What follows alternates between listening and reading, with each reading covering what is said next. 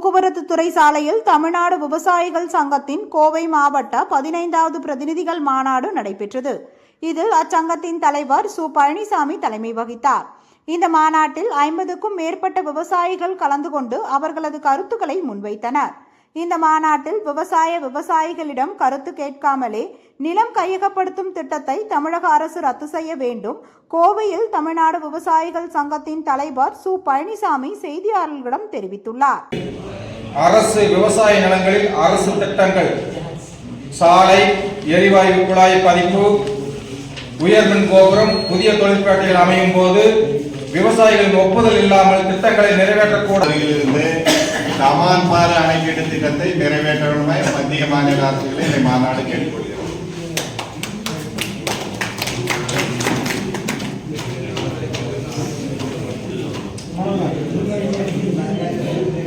மொத்தம் 16 தீர்மானங்களை நமக்கு நிறைவேற்றியிருக்கிறோம். புதியதாக தேர்வு செய்யப்பட்ட மாவட்ட குழு சார்பாக இந்த மாநாட்டில் செயல்படுவதற்காக நிர்வாகிகள் இப்பொழுது தேர்வு செய்யப்பட்டுள்ளது.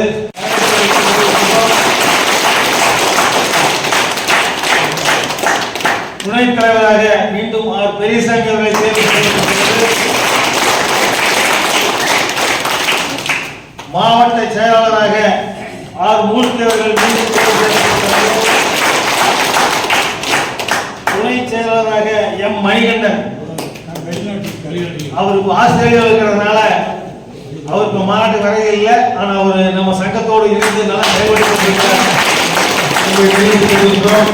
பொருளாளராக மீண்டும் சீமானந்தம் அவர்களை தேர்வு செய்யப்பட்டுள்ளார். நிர்வாகி பட்டியல் அங்கீகரிக்கலாங்களா? அங்கீகரிக்கலாங்களா? கைவெழுத்து அங்கீகரித்து கொடுங்க. அடுத்து இறுதி நிகழ்ச்சியாக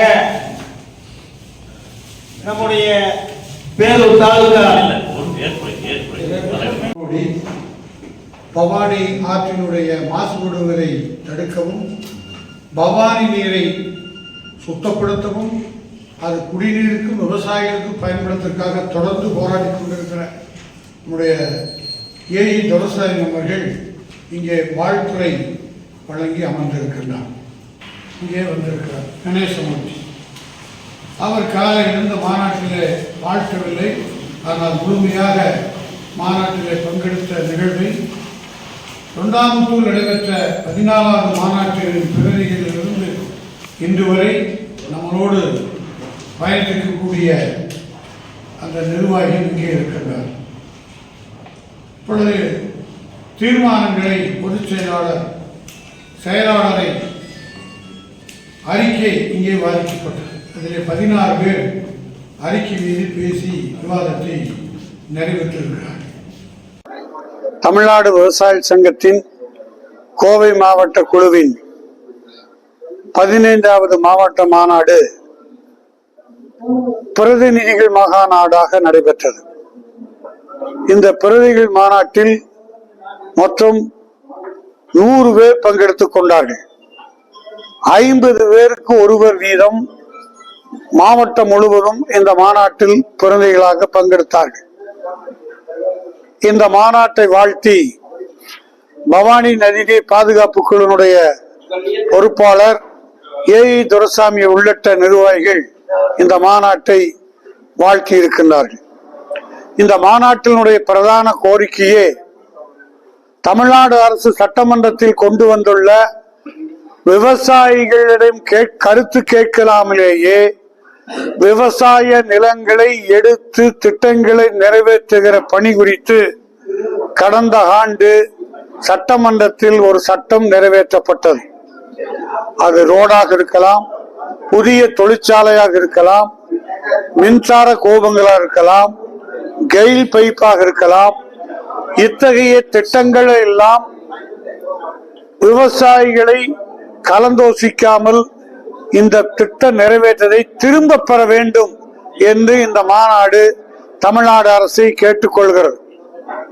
இன்னொன்று, 60 வயசு பூர்த்தியான விவசாய குடும்பத்திற்கு மாதம் 10,000 வீதம் ஓய்வூதியம் மாநில மத்திய அரசு வழங்கப்பட வேண்டும். அரசு ஊழியர்கள், கட்டட தொழிலாளர்கள், இதர பிரிவுகளுக்கு ஓய்வூதியம் வழங்கப்படுகிறது. ஏன் விவசாயிகளுக்கே இலவச பஸ் பாஸ் கொடுக்கலாமே? விவசாயிகளுக்கு கொண்டு செல்வதற்கு விவசாய குடும்பத்திற்கு பஸ் பாஸ் வழங்கலாம், இலவசமாக கொடுக்கலாம். விவசாயிகளுக்கு கொடுப்பதுதான் பொருத்தமாக இருக்கும் என்று இந்த மாநாடு கோரிக்கை வைக்கிறது.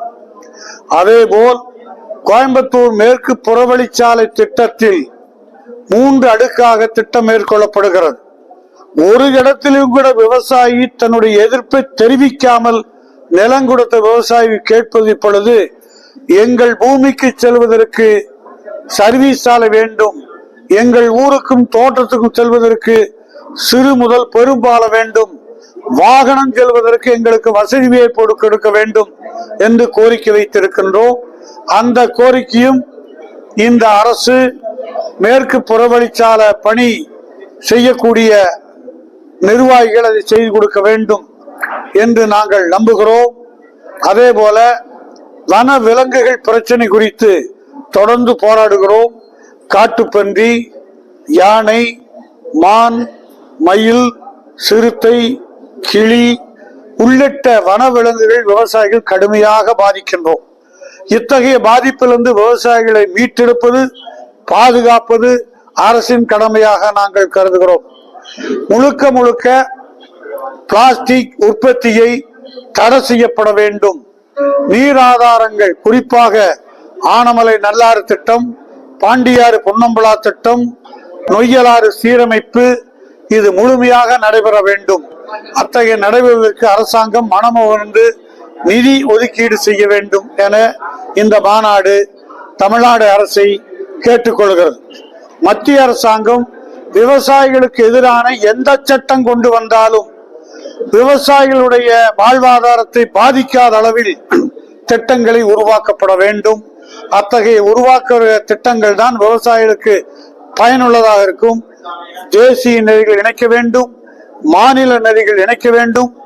ஆந்திராவை போல் நதிகள் இணைக்கப்பட்டு தமிழ்நாட்டு நதிகளும் இணைத்தால் அநேகமாக வளம் பொழிந்த மாநிலமாக தமிழ்நாடு இருக்கும். இத்தகைய திட்டங்களை நிறைவேற்ற வேண்டும். கமான்பாறை திட்டம் மேட்டுப்பாளையத்தில் உருவாக்கினால் பயனுள்ளதாகும். அதே மாதிரி நொய்யலாறு எல்லையை கண்டு எல்லைக்கல் நெட்டி ஆக்கிரும் பகற்றி விவசாயிகளுடைய கழிவுநீரை விவசாயினுடைய பூமிக்குள்ளும், அதே மாதிரி விவசாயினுடைய பாதிப்பு ஏற்படுகின்றதில் நொய்யலாற்றிலே கழிவுநீர், மனித கழிவுகள் கலக்கப்படுகிறது. இதை உடனடியாக தடுக்கப்பட வேண்டும் என்று மாநில அரசை இந்த மாநாடு கேட்டுக்கொள்கிறது. இந்த மாவட்டத்தில் விவசாயிகளுக்காக தொடர்ந்து போராடக்கூடிய சங்கமாக, தொடர்ந்து பிரச்சனையை மத்திய அரசுக்கும் மாநில அரசுக்கும் எடுத்துச் செல்லும் சங்கமாக இது இந்த மாநாடு வெற்றிகரமாக நடைபெற்று முடிந்திருக்கிறது. பத்திரிகையாளர் சந்திப்பில் உங்களிடம் கேட்பது, விவசாயிகளை வேதனைகளை தீர்க்கின்ற வகையில் அரசுகள் நடவடிக்கை எடுக்க வேண்டும், தீர்க்கப்பட வேண்டும். விவசாயிகளுடைய பிரச்சனை தீர்ப்பதற்கு அரசுகள் உடனடியாக காலதாமதம் செய்யக்கூடாது என கேட்டுக்கொள்கிறோம்.